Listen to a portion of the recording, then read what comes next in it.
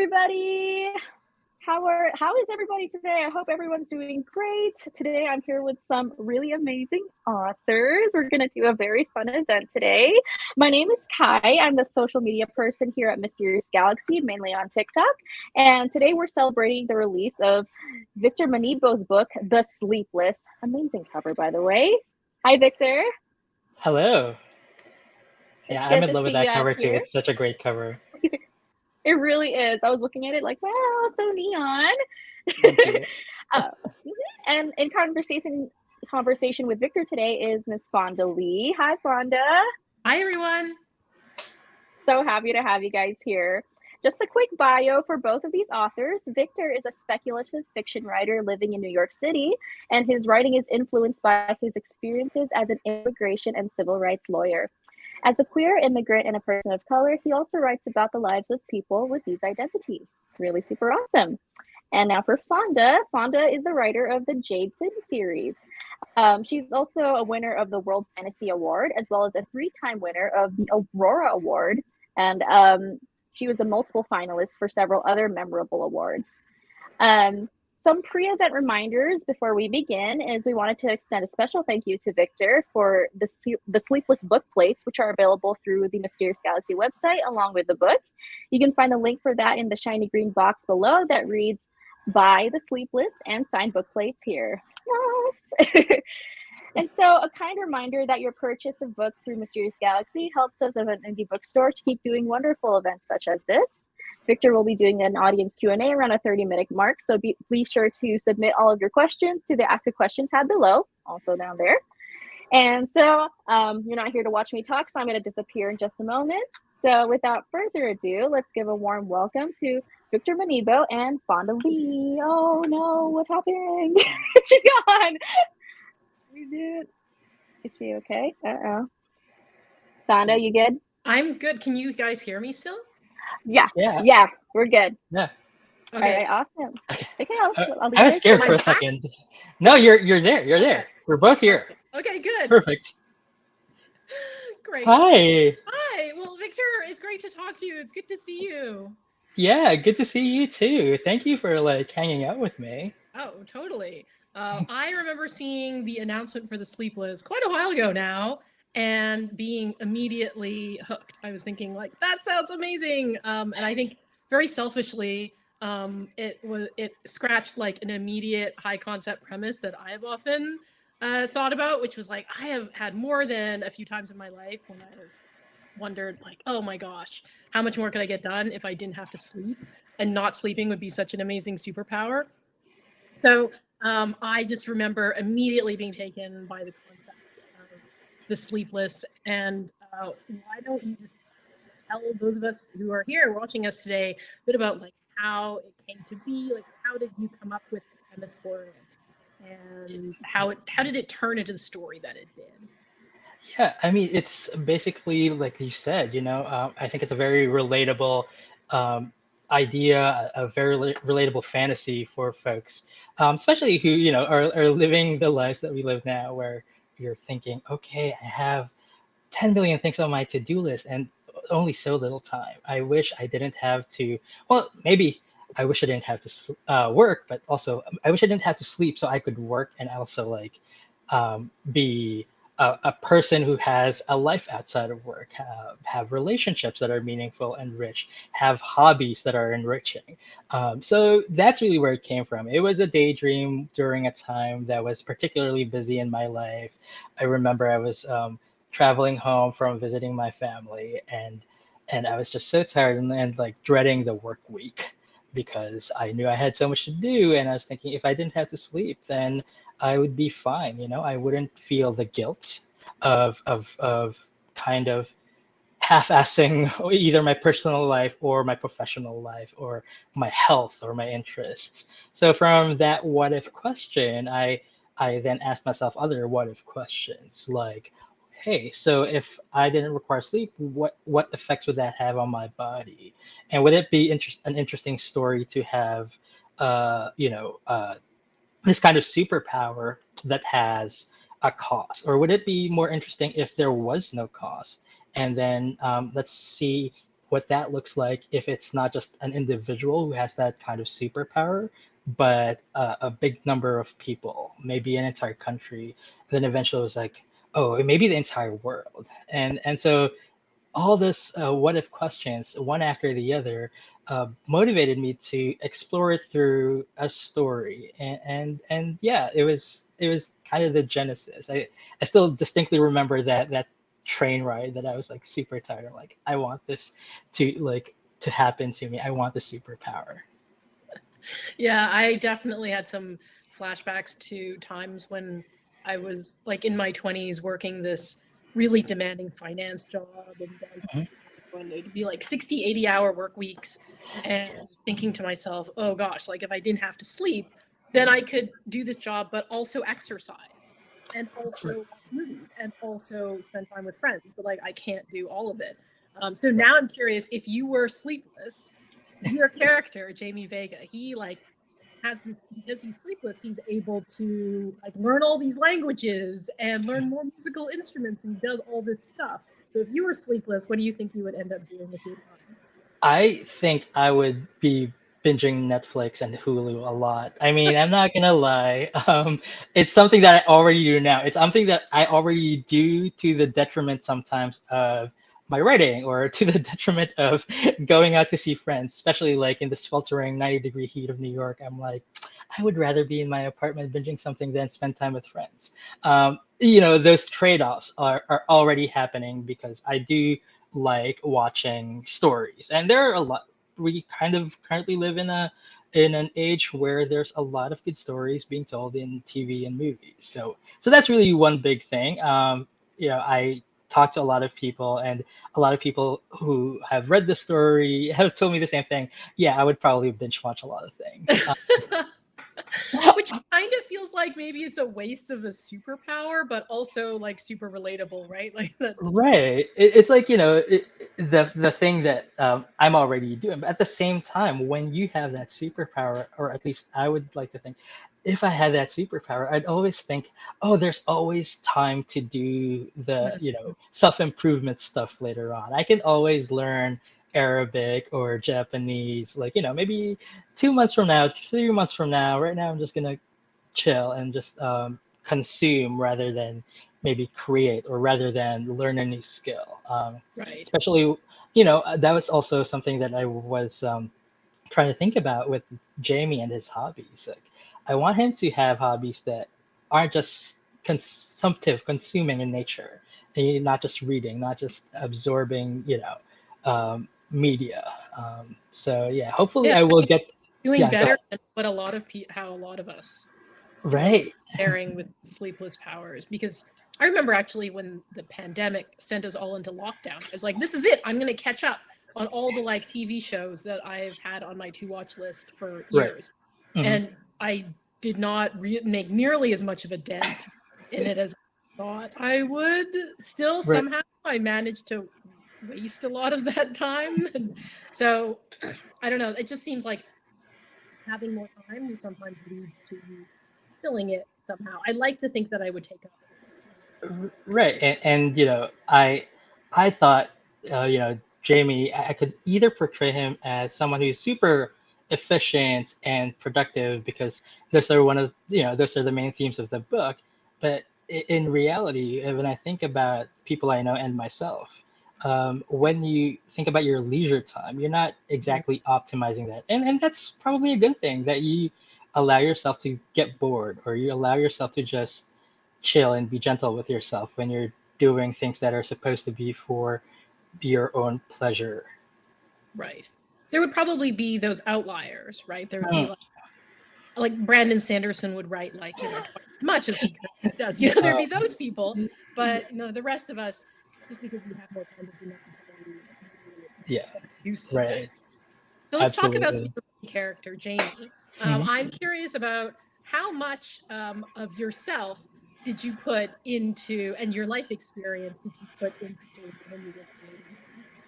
I think I took a lot from my own experience in terms of his identity, first and foremost.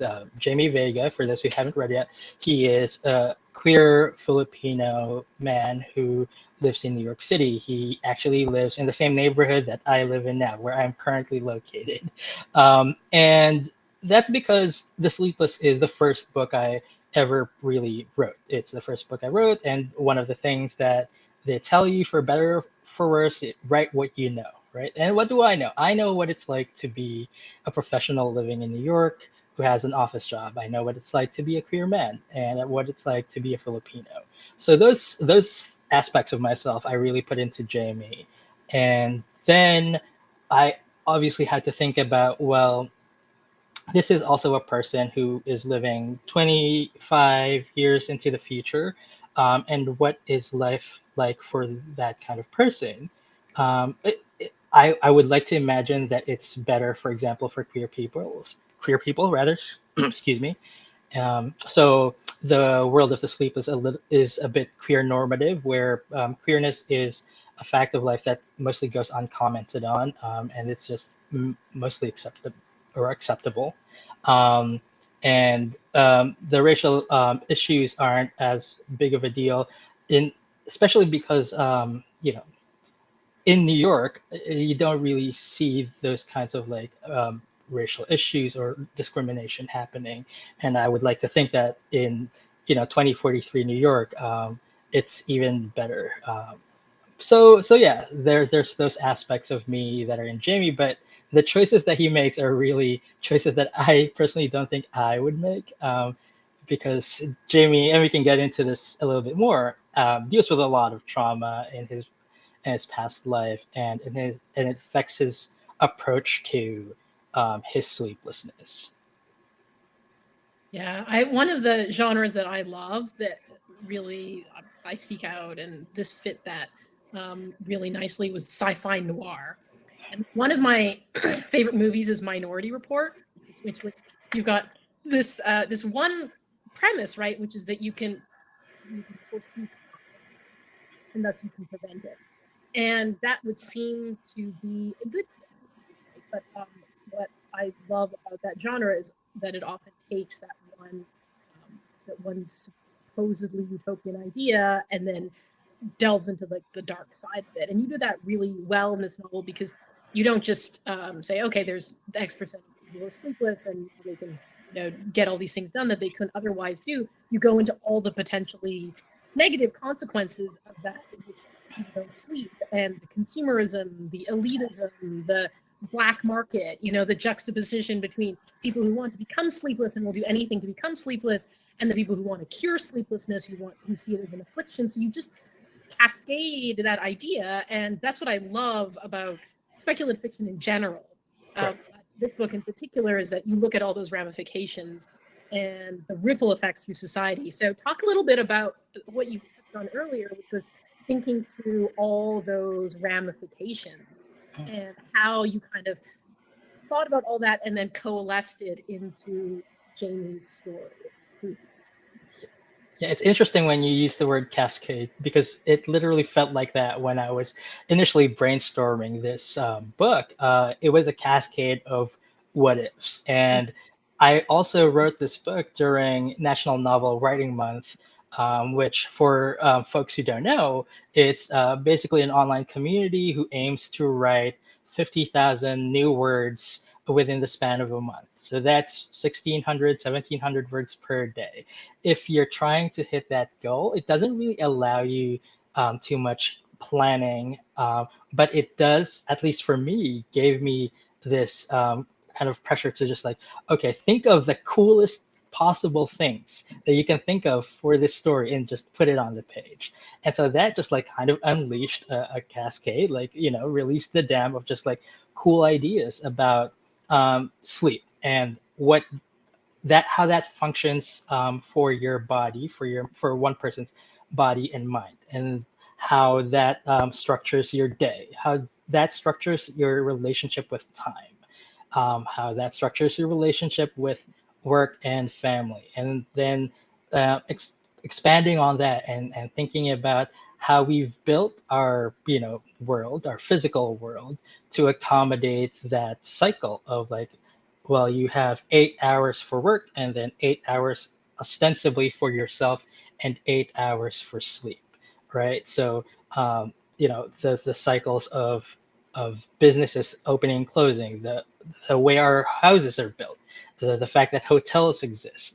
There are so many questions and so many what if questions that I wanted to explore, that I could explore, just because sleep is such an integral thing, and taking that away just opens up a lot of possibilities. But more than just sleep, and this is something that you also touched on with your question, was um, the social ramifications of it. Because in creating the world of the Sleepless, I'm creating essentially a new class of people who are different. And I wanted to show in this story how othering works, how if you have a new kind of people that can be set apart, discriminated against, othered in a certain way, how what is that going to look like? And for some, in some ways, it kind of looks like how racial discrimination happens right now, or disability discrimination happens right now, specifically with sleeplessness, and how it is a physical or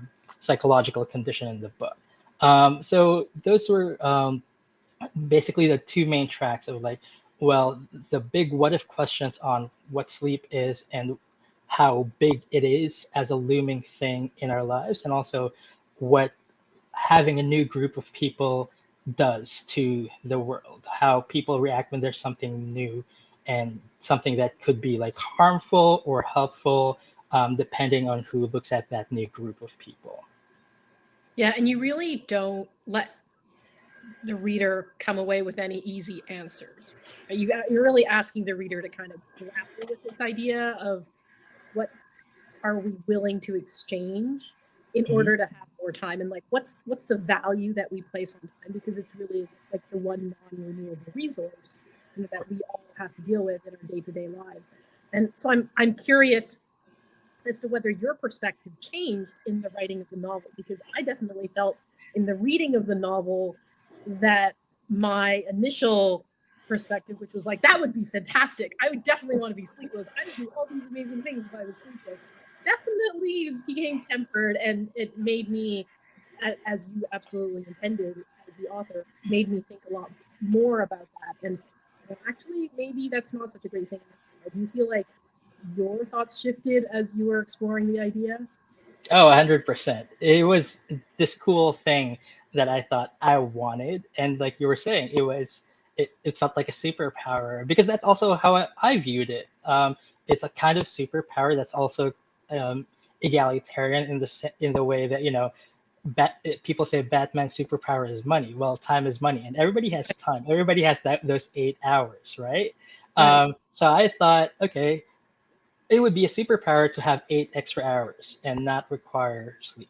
And I thought that would be so cool. But the more I unpacked these questions that I was asking earlier, the more I realized, oh, wait, it's not necessarily a beneficial thing, or it's not necessarily something that on the balance of everything is something that I would want. I had to kind of interrogate what I would do with that time. And we kind of exchanged what I would do personally. And I also thought, maybe, you know what, because of the demands of life and adulting, I probably might get a second job because I have to, because Right.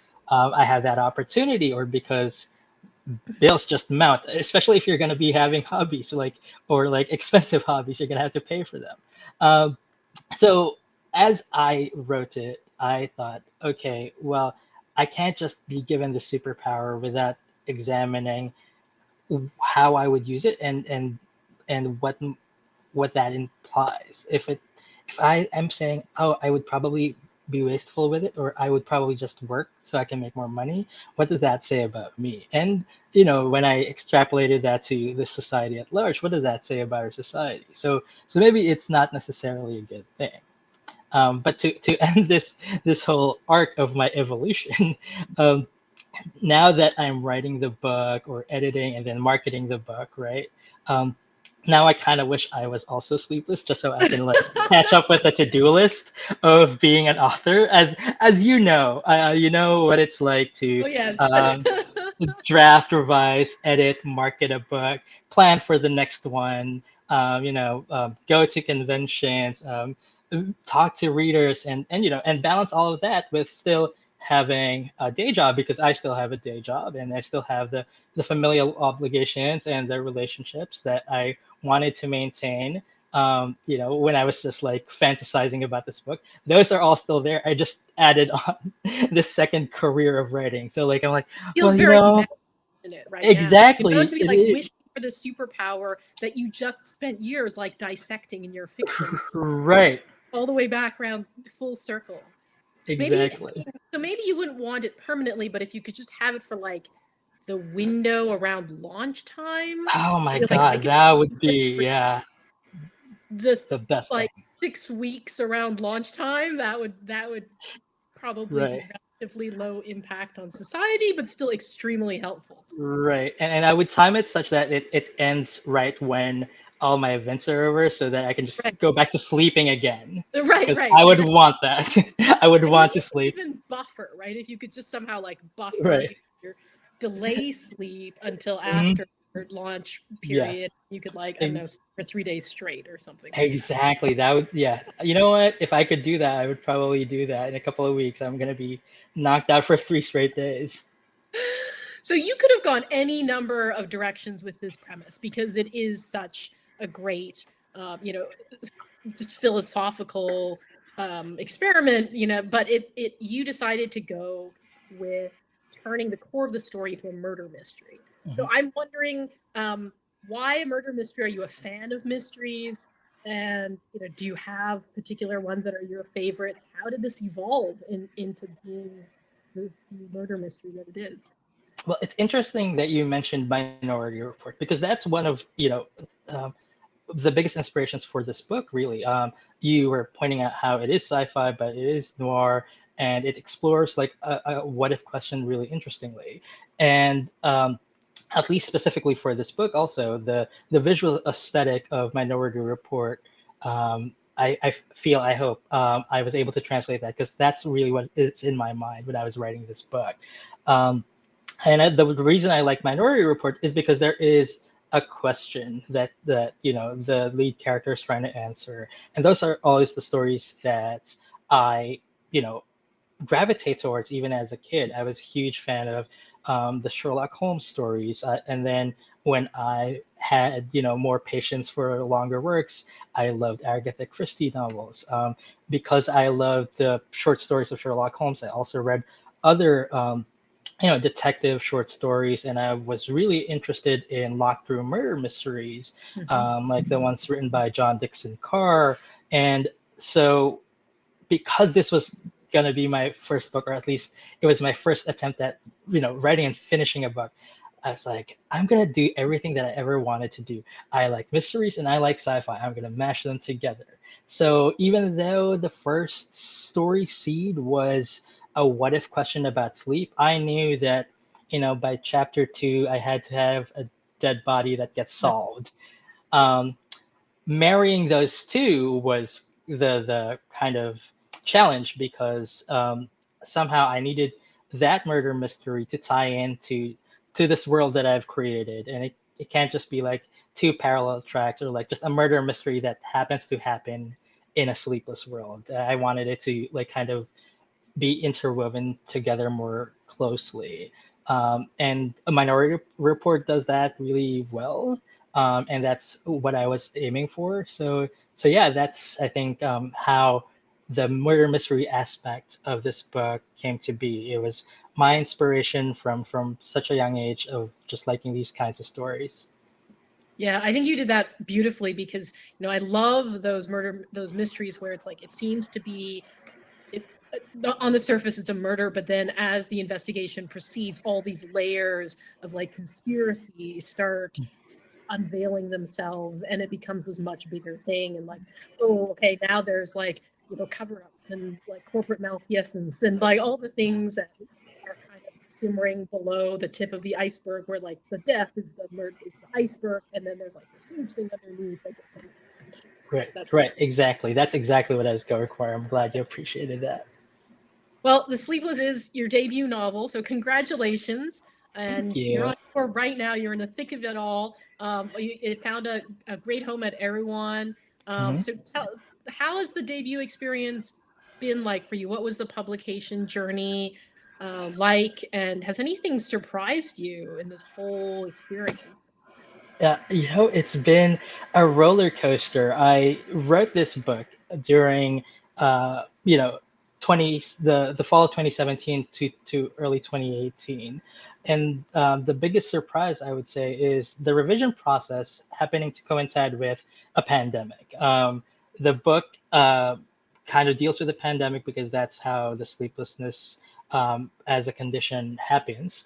And writing about a pandemic when a pandemic is happening outside my door was a real surprise and a real shock, and I didn't know how to deal with it. I had to make a few adjustments to how I was telling the story of how a pandemic happens and how people react to it.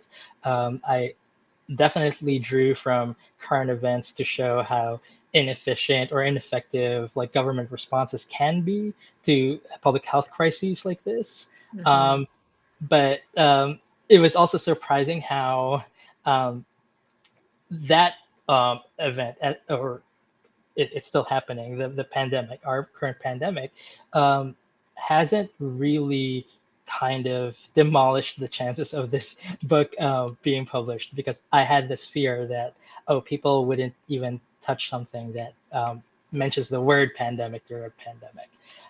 So yeah, the pandemic happening and then it not really negatively affecting the book was a big surprise. And once it got picked up by an agent, my agent Eddie Schneider, who's great, and once it got an offer from Erewhon, which is a publishing house that I've always admired. They're very new. They've only been around for 4 or 5 years, but their books are amazing, and I've always loved everything that they've put out, even before I was trying to sell this book. So when they offered, it's like, oh my God, yes. I know the folks behind the publishing house. I know what kind of books they produce, and I would be so lucky to just be a part of that. So overwhelmingly, it's been positive. It's unexpected. There were unexpected turns, like I was saying, but I am very happy. I'm very tired because, as once you get the offer, there's still a lot more work to do. There's the editing, and then there's the administrative stuff of like putting or producing a book and now marketing it, and it's all like new to me. So I'm learning on the job. As the saying goes. It's exciting, it's exhilarating, it's a lot of time and work, but overall, I'm loving it. That's awesome. Well, we're gonna move to some questions. Cool. I'm getting a weird echo for some reason. Hang on one second.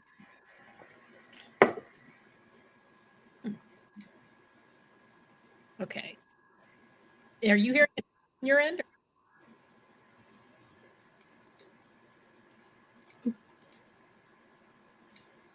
Hello? Can you still hear me? Yeah, I can hear you. Okay. For some reason, I'm getting an audio echo Oh. on my end, but if you're not hearing it, I should be okay. Okay. So let's ask some questions. There is a famous saying: "Eat, sleep, repeat." What word would you replace sleep?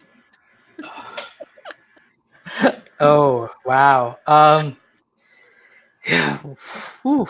I don't know. Like I don't like sleep. So I mean, I only sleep because I need to. I do like to talk. I like to talk to people. I like to read, but I also like being with people and getting stories through conversation, through knowing someone's experience. Yeah, eat, hang out with friends, repeats. I guess is what I would say. Like I really derive a lot of pleasure out of that. What would you do? I don't know. I mean, maybe like eat, chill, repeat. I don't know. I imagine I would spend a bunch of time doing hobbies or hanging out with friends or Right. like that. So yeah. Oh, Kelly had a suggestion: eat, connect, repeat, which I also. Yes. Yeah, that's a good word. Yeah, I think that's really what I crave, when I'm hanging out with friends, right? So Eat, go to the woods, repeat. That's pretty good. All right. Next question. I would love to know about your personal experience with finding balance between rest and grinding. Any advice, do's and don'ts? okay. I guess I do have advice, but take it with a grain of salt because I'm still working on that balance. One of the things that I really value is just getting not putting things off. Like if it's something that'll take me 3 minutes, even though it's unpleasant, even though I'm not in the mood to do it. If my mood isn't going to affect how I perform it, I just knock it out so I don't have to think about it, so it doesn't pile up. Like, and that usually applies to like emails or even like putting away the empty pizza box I just like ate out of. Like if it's going to take less than 3 minutes, just like knock it off, and it does free up a lot of my time, surprisingly. But that's on a micro level. Like on a macro level, I am a big believer on like in to-do lists and just like meticulously arranging my calendar. It's not exactly the healthiest because I do feel the pressure and the guilt that comes with that. But it's working for me. I know it works for me. I don't know that it works for everybody. Yeah, I don't think I have any particularly good advice on this end, but I do really love to-do lists, and I will sometimes write things on my to-do list just so I can cross it off. No, there's a sense of accomplishment. Yeah. So I do think that there's something to be said for making your to-do list, but also making it deliberately managed. So if I manage to accomplish these things on my to-do list, I feel like, okay, I've earned my rest because I managed to hit these. Yeah. No, I can totally relate. Okay, next question. When introducing Jamie, a Filipino character, was straight up the fact that he's Filipino, or be more subtle through little hints, and why? And this ties to another actually that I'm going to combine with the other one. What advice would you give to other Filipino novels who are trying to incorporate our culture into our book? So with introducing Jamie as a character, I knew right away that I wanted him to be Filipino when I was writing it. Although I'm gonna admit, because I was new to writing in general, and I was writing sci-fi and noir, I was hesitant to put a Filipino in the lead. I grew up reading sci-fi stories and detective stories that didn't really feature Filipino characters in front and center, right?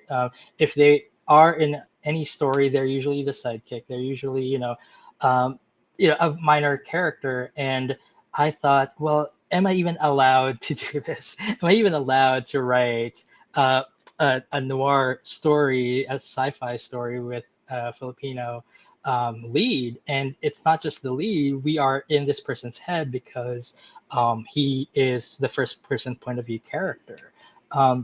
So there was hesitation there, but as I was saying, I was like, this is all I know. All I know is how it is to be Filipino, and it's really going to help me at least finish a draft for NaNoWriMo. So I'm just going to go with it, even with that hesitation. And surprisingly, or maybe not surprisingly, it was easy for me to just like let everything out because I had a vehicle knew that I knew what it was like to be this person.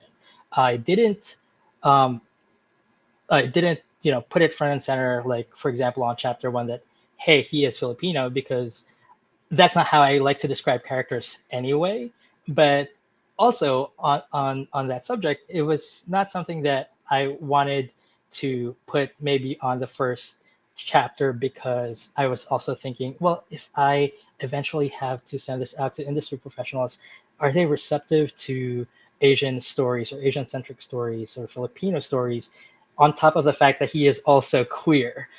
So again, those things were in my mind, but I knew Jamie had to be Filipino, Jamie had to be queer, and I went with it, and at least my instincts and were right, and it paid off.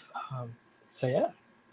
I think it's a sign of how far we've come that the fact that he is queer and Filipino is not a central point of the story at all. Like that, it's just who he is. It's just in the background. It's not something that needs to be foregrounded or commented on. He just is who he is. And he can just be who he is and be the main character. And the story revolves around all the speculative elements and the plot that's unfolding, and him being caught in this conspiracy and this murder mystery that he has to solve. And it's a level of casual representation that is really, I think, needed and is more and more common and just great to see.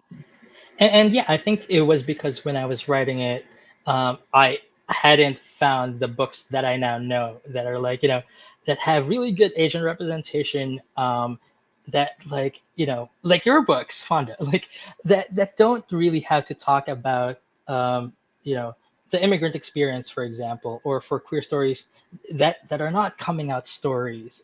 Those stories are good, those stories are important, but at the same time, those were not the stories that I wanted to write. I wanted to write a sci-fi noir story, and if talking about the Filipino experience or the queer experience, I think it could add to any story for sure. It just wasn't what I wanted to tell at the time. So I'm happy that normalizing it in this story was still good, and it still made it enjoyable.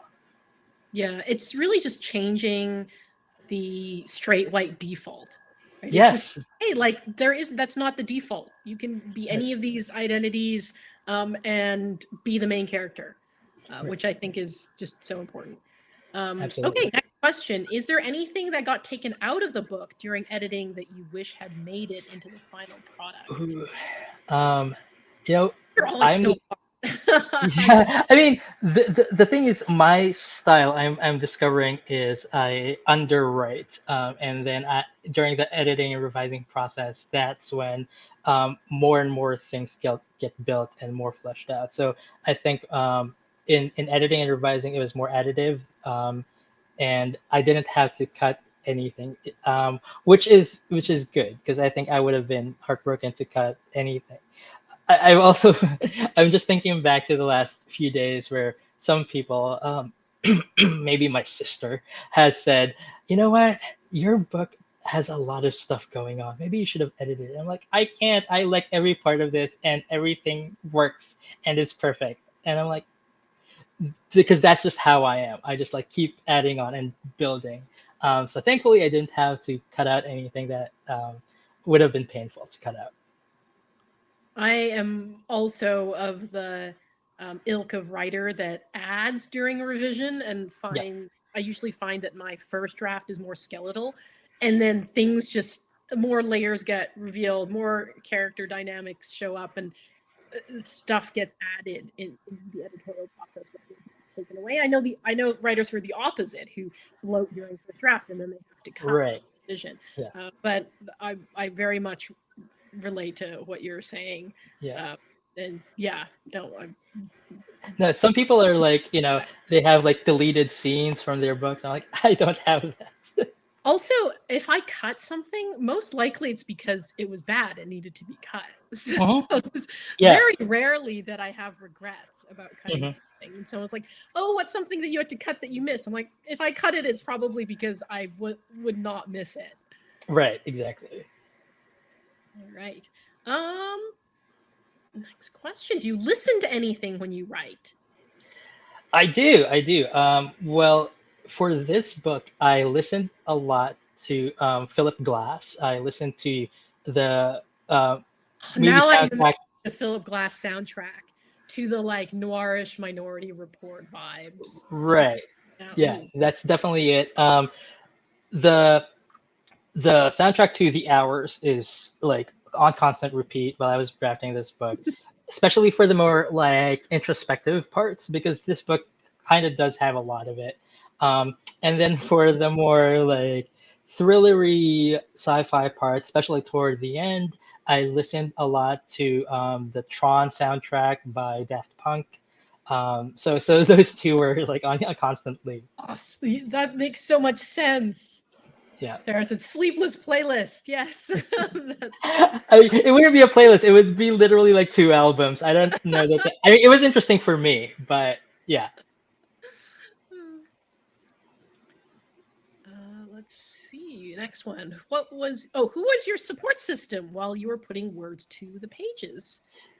And is there anything you'd like to say to them? Oh, well, I really, really relied on my husband, then my boyfriend, now my husband, Sean, who is my first reader. He is a bigger nerd than I am. He has a bigger like sci-fi fantasy book collection than I do.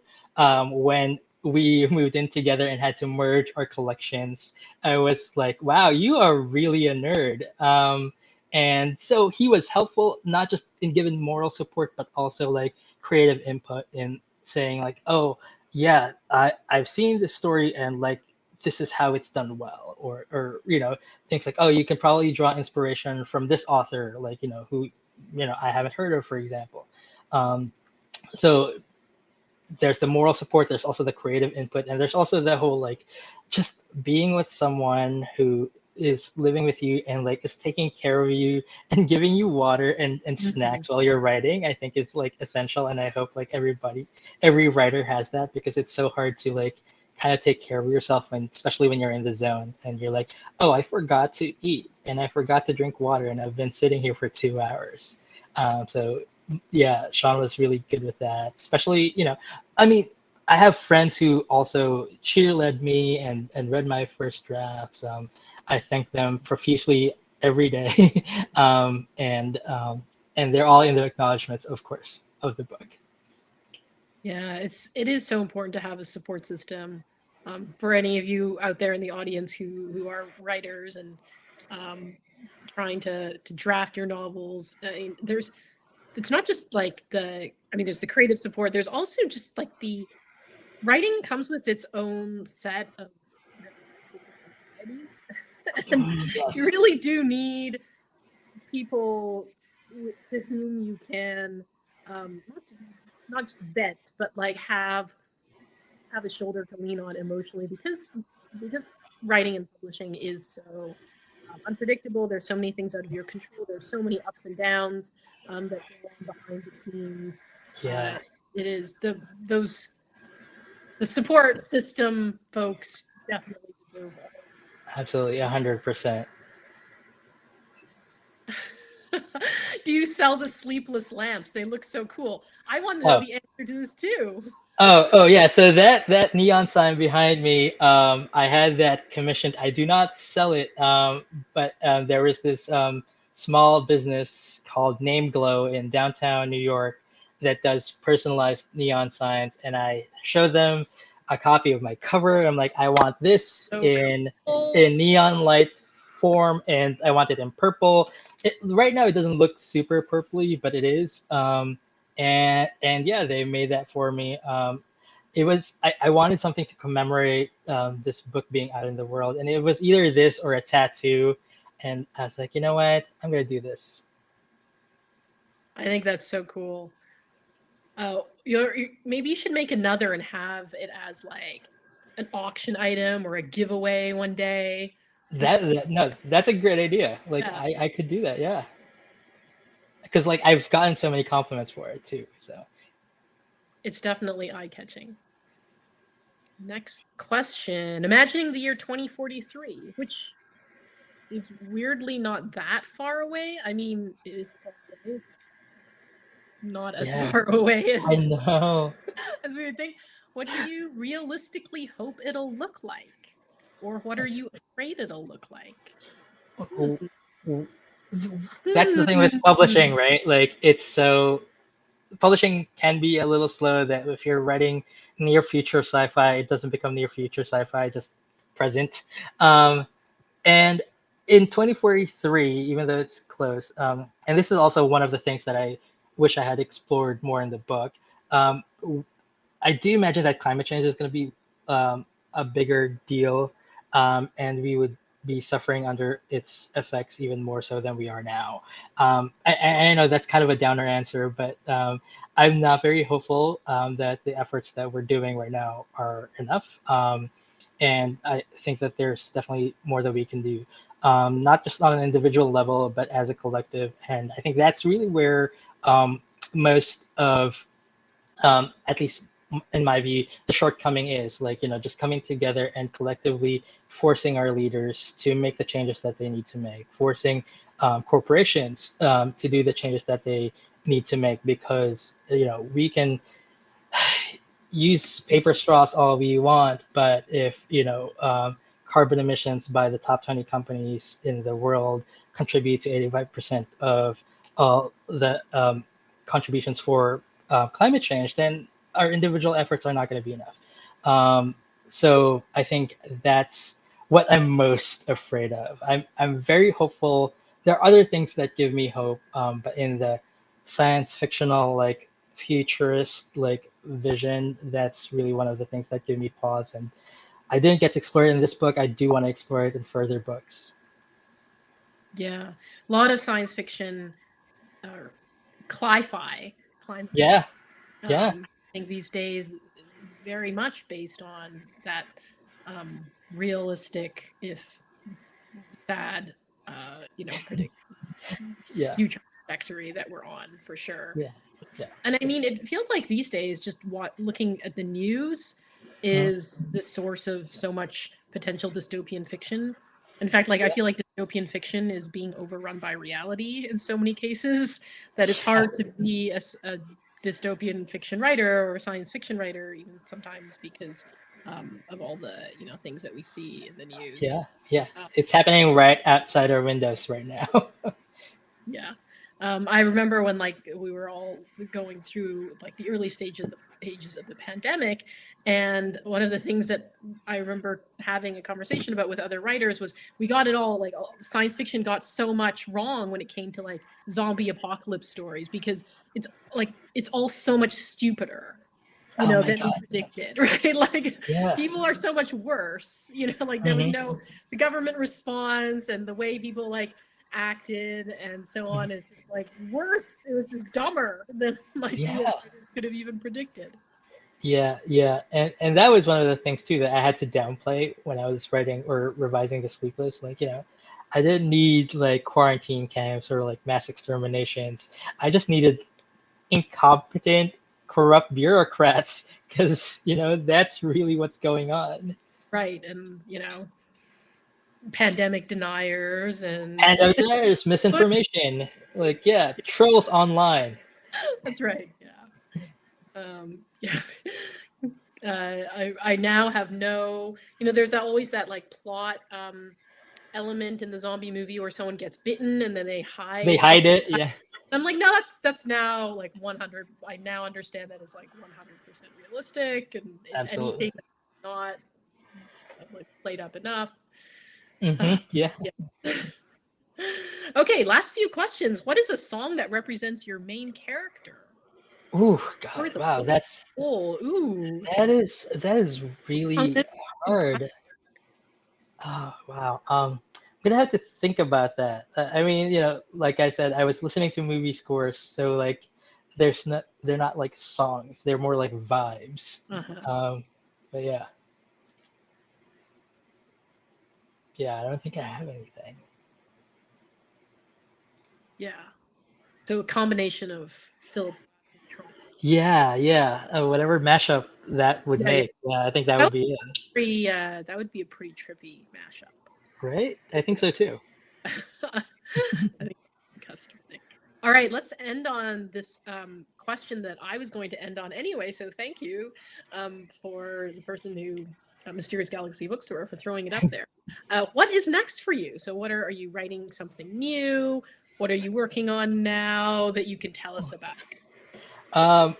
Cool. So my next book, which hopefully will come out next year, is going to be another sci-fi murder mystery. It's tentatively called Upward. It's about a high school reunion set in a luxury space orbital, and somebody dies, and the reader and our characters have to find out what happened. It's basically, I kind of think of it as Knives Out in space during a high school reunion. So Sold. so that's how I am envisioning it. That's how I wrote it. You know, it's going to morph during the editing process for sure, but that's the vibe that I'm going for, and hopefully we get to see it next year. Um, and as far as like current projects, right now I'm kind of dabbling into gothic horror. I'm writing a gothic horror story set entirely in the Philippines. Like it's probably going to be my most Filipino thing that I've written, and I'm very excited about that because it's exploring dictatorships and toxic masculinity because of what's going on in the Philippines right now. So yeah, those are like that's probably going to be like a few years down the road if it ever gets published. But yeah. Both of those sound amazing. Thank you. And also, it sounds like you're playing on both sides of the science fiction fantasy coin, too. You're doing a couple of science fiction projects, and then you've also got gothic horror, dark fantasy. Oh, yeah. That's definitely going to stretch my muscles because, it's not something that I've done before, but I'm really excited and challenged by it. Awesome. All right. Well, is there... Oh, there we go. There's Kai. Here to wave this out. Thank you to everyone. Go ahead. Go ahead. No, you wanted to say something. Go ahead. Everyone who came out, and thank you to Mysterious Galaxy Bookstore for hosting us. And please click on the link below to buy the Sleepless. It's awesome. Get a signed book plate. That's Fonda's words right there. And my words are on the cover. Oh, that's awesome. Oh my gosh, I am for sure buying this. I was freaking out in the background, just without anyone looking at me. But I was just like, this is such a cool book, and like, I just love the representation and everything. So like, I don't know if y'all can tell, but I'm Filipino and I'm queer. But like, so yes, there you go. Yeah, awesome. Yeah, and having a Filipino queer main character speaks volumes to me. I love representation, so thank you, Victor, for doing that. You're so awesome. Thank you. Yeah. All right, before we go, where can we find you guys on social media? I'm at Victor Manibo. That's just my first name and my last name, one word, on Instagram, Facebook, TikTok, and of course Twitter. For better or worse, I'm always there. And you can find me at my website, fondalee.com. I'm on Twitter at FondaJLee and Instagram at Fonda.Lee. Okay. Ooh, I don't know if you guys can hear that, but my dog's in the background. I'm sorry.